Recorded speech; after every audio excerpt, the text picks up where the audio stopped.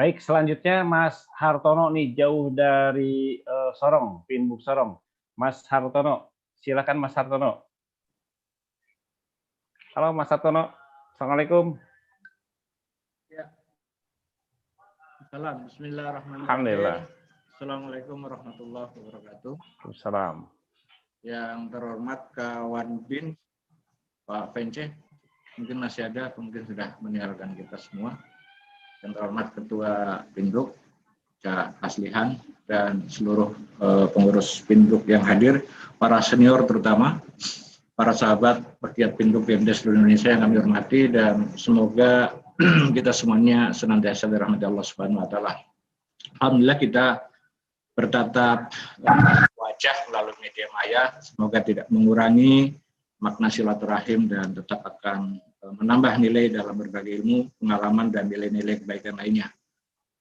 Sahabat sekalian, saya mungkin hanya update tentang Pinbuk Papua Barat. Ya. Sejak dilatih Pak Sar, Pak Saifuddin, 25 tahun yang lalu, tepatnya Agustus 95, waktu itu diperkenalkan dengan gerakan yang digagas, dipelopori, dicontohkan oleh Pinbuk.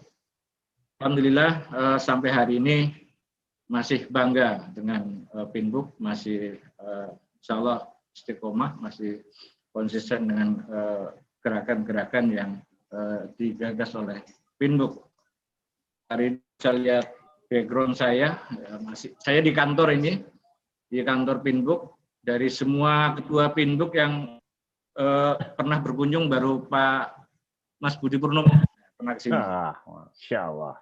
Jadi ini pakai tidak menggunakan background digital selain biar menampakkan ada kantor Pinbuk juga karena memang laptopnya tidak kompatibel dengan background digital. Begitu juga dengan baju ini, saya menggunakan baju Pinbuk sekaligus juga menunjukkan bahwa masih bangga dengan baju Pinbuk. Juga untuk nunggu jaket yang dijanjikan sama Ketua Pinbuk dari tahun 1438 Hijriah sampai sekarang belum datang sampai Papua Barat. Baik, sahabat sekalian, alhamdulillah Pinbuk Papua Barat sampai hari ini masih bergerak meskipun geraknya gerak kecil-kecilan, tapi mudah-mudahan bisa memberikan manfaat untuk orang banyak, masyarakat, umat khususnya dalam meningkatkan kualitas ekonomi rumah tangganya, baik kualitas fisiknya, kualitas rohanianya. Setidaknya secara kelembagaan kami bisa tenaga yang tiap hari beraktivitas di sini, bahkan masih sering tersisa. Ya sisanya biasanya untuk beli tiket Sorong, Jakarta, ada kegiatan Pinbuk di pusat kan. Alhamdulillah. Ya karena memang kita tentu tetap harus menjaga hitoh Pinbuk itu sendiri yang memang dirancang untuk menginkubasi usaha-usaha mikro dan juga tentunya mendorong pendirian lembaga keuangan syariah BMT di tengah umat. Maka jadi kewajiban kita semua tentunya yang aktif di Pinbuk untuk menjaga lembaga-lembaga yang diinisiasi oleh kita semua, oleh Pinbuk. Ya kami di Papua Barat pekan sekali, terutama sejak pandemi ini malah kami bisa berkumpul seluruh aktivis BMT se-Papua Barat. Kalau dulunya hanya Sorong Raya, Kabupaten Sorong Selatan, kemudian Kota Sorong, tapi sejak pandemi ini justru membawa hikmah kita bisa berkumpul setiap pekan sekali, ya setidaknya untuk menjaga tadi yang dikeluhkan yang dilakukan oleh BMT ya, dengan seminggu sekali kami ngaji, kemudian kami melakukan kajian, kemudian juga menjaga roh, menjaga niat, menjaga semangat teman-teman aktivis BMT, setidaknya kepatuhan syariah bisa terjagalah, karena memang kita jauh dari pusat ilmu, kita jauh dari pusat-pusat studi ekonomi syariah, sehingga mau tidak mau kita harus sama-sama saling memberi. Ya selain itu juga kami di Pinbuk Papua Barat sejak 3-4 tahun lalu dipercaya oleh Dinas Koperasi Papua Barat untuk menjadi pendamping bagi UMKM, baik usaha mikronya maupun koperasinya. Jadi beberapa kita rekrut bisa setiap BMT 2 orang untuk menjadi pendamping dan itu mendapatkan tambahan penghasilan dari dinas. Baik. Kemudian yang menjadi kendala tentu mungkin sama dengan yang disampaikan Uni Eli tadi soal regenerasi, soal kaderisasi. Ya kami di daerah merasakan sekali bagaimana beratnya merekrut kader-kader yang mau dan mampu untuk meneruskan aktivitas ini. Ya kayaknya memang kita butuh terobosan, nanti mungkin dari teman-teman ada yang bisa sharing gimana sih menggait generasi milenial ini agar mau betah gitu kerja di satu tempat atau menggeluti aktivitas ini. Karena jangankan yang nirlaba seperti kita ya, seperti Pinduk, yang BMT-nya sendiri ya, dan itu ternyata bukan cuma di BMT, di beberapa kantor, beberapa institusi juga begitu. Anak-anak sekarang itu paling tidak kerasan, cepat bosanan untuk menetap di satu pekerjaan. Kadang kita udah kader bagus tahun, 2 tahun, tiba-tiba pindah karena ingin merasakan pengalaman yang lain. Baik, jadi mungkin ada sharing dari mungkin sementara itu Ustaz Ridho. Terima kasih sebelumnya, mohon maaf. Assalamualaikum warahmatullahi wabarakatuh. Waalaikumsalam warahmatullahi wabarakatuh. Terima kasih Ustaz Hartono, masukannya luar biasa. Kami udah catat. Selanjutnya dari Sulawesi Selatan, Ustaz Idris.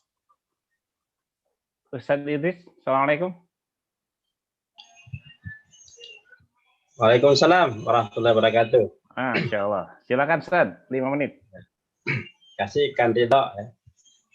Ada beberapa senior kita ya, ucapkan terima kasih atas masukan-masukannya. Mudahan Pimbuk bisa lebih kuat ke depan.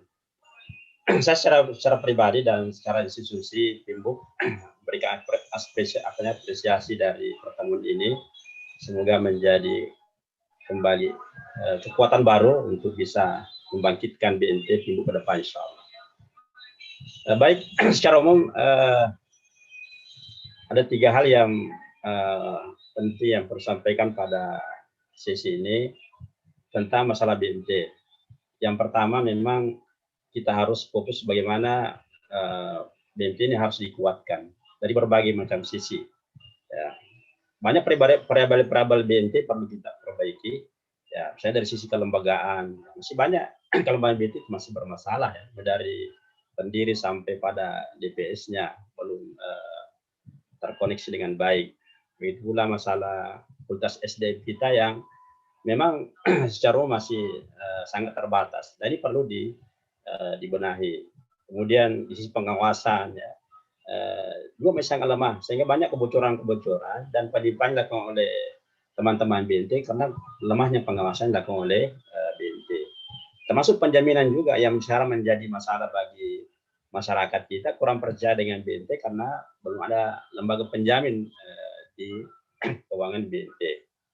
Kemudian juga termasuk compliance syariah yang selama ini banyak masyarakat menganggap BNT sama aja dengan koperasi secara konvensional. Nah ini karena memang mungkin edukasi kepada masyarakat yang belum baik, termasuk juga pemahaman dan komitmen teman-teman di dalam mengolah BNT sesuai dengan aturan syariah. Kemudian saya sepakat tadi Bu Eli tentang sosial kapital, ini perlu diperkuat. Ya karena potensi ini sangat besar sekali. Ya yang sekarang ini juga berkembang adanya mawaka mikro. Ya. Saya kira BNT bisa punya peluang lebih kuat daripada Andika seperti itu. Kemudian infrastruktur juga perlu diperbaiki karena memang selama ini kita lihat kondisi performance BNT yang memang masih dianggap belum berikan keinginan secara maksimal oleh masyarakat kita, sehingga juga perlu diperbaiki mana infrastrukturnya. Nah, kemudian juga pengembangan fokus semuanya, ya, bagaimana kelompok-kelompok usaha yang ada di BNT betul kita harus bina dengan baik dan komitmen dengan baik sehingga insya Allah bisa menjadi mitra yang kuat dengan BNT-nya. Kemudian yang kedua adalah masalah integrasi. Bahwa sekarang ini yang berkembang yang namanya digitalisasi. Meskipun ini hanya sekadar alat yang untuk bisa mempercepat kegiatan bisnis dan dan jaringan. Tapi pada dasarnya memang BMT ini harus diperkuat ya dari sisi kelembagaan tadi. Kemudian kedua memang perlu ada integrasi dari seluruh hal yang bisa dikaitkan dengan BMT. Ya, sama sepakat tadi dengan Pak Purnomo ya bahwa perlu bagaimana kita mengintegrasikan antar sektor ini dengan sektor keuangan, ya bagaimana marketplace juga harus dikelola oleh BMT, kemudian bagaimana aspek bisnisnya atau aspek pijarannya, ya, termasuk menggunakan e-commerce. Ini perlu diintegrasikan supaya BMT itu bisa menjadi kuat dari berbagai macam sistem dan bisa mengikuti pola pengembangan ekonomi yang berkembang secara digital. Nah, kemudian yang ketiga sisi kemitraan. Ya, saya juga sepakat bahwa memang akhir-akhir ini beberapa tahun ini kemitraan kita dengan pemerintah termasuk lembaga-lembaga yang terkait itu sangat lemah sekali. Ya, sehingga peluang kita untuk bisa membuat kegiatan-kegiatan sifatnya masif dan di situ juga bisa kita melakukan kaderisasi terhadap BMT dengan Timbuk itu sangat lemah sekali. Sehingga saya kira ke depan kemitraan ini perlu kita perkuat kembali dengan adanya Connect sekarang ini, mudah-mudahan ini peluang baik kita agar program-program Connect ini dalam memperkuat ekonomi syariah dan keuangan syariah di Indonesia itu bisa dimanfaatkan oleh Timbuk ya, sehingga dia bisa menjadi juga sebagai model dan sebagai sarana bagi kita untuk bisa melakukan kaderisasi.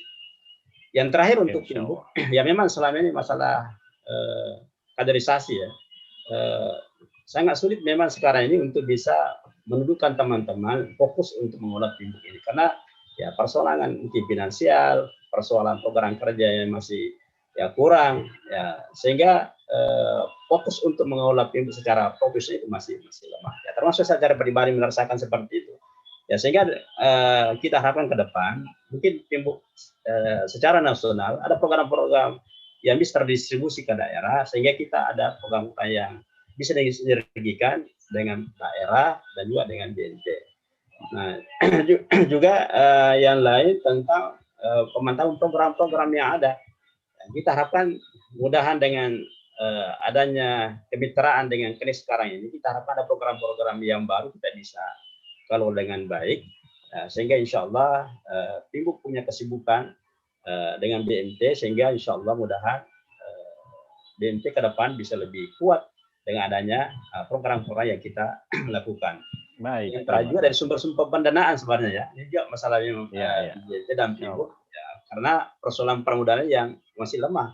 Ya, sehingga kita ini teman-teman bisa komitmen untuk mengurus Timbuk ini juga menjadi persoalan. Saya kira dengan adanya program-program yang kita berikan nanti mudah-mudahan insya Allah mereka bisa lebih yakin bahwa insya Allah Timbuk ini kita bisa mendapatkan sesuatu yang lebih bermanfaat ya untuk umat kita ke depan. Baik, terima kasih. Ya, terima kasih Ustaz Titis. Alhamdulillah telah memberikan gambaran tentang kondisi BMT di Sulawesi Selatan dan pergerakan-pergerakannya. Baik, selanjutnya Ustadz Mukhrisin. Cak Sin, bisa dengar Cak Sin?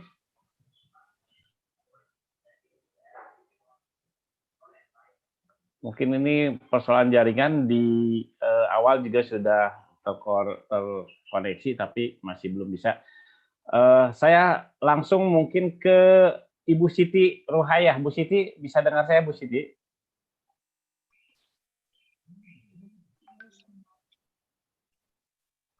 Bentar, Pak. Ya, silakan Bu Siti, 5 menit, Bu. Udah masuk suara saya? Udah masuk. Alhamdulillah. Assalamualaikum warahmatullahi wabarakatuh. Assalamualaikum.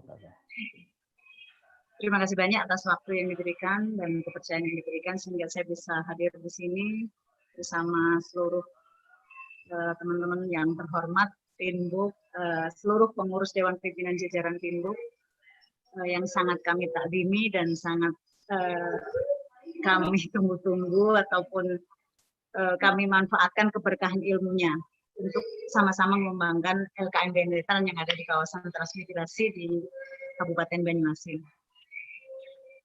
Mungkin tidak bisa saya sebutkan persatu karena di sini yang saya kenal baik dulu apakah Kang Ridho yang dulu pernah memberikan ilmu saya di Wisma Tanah Air, Pak.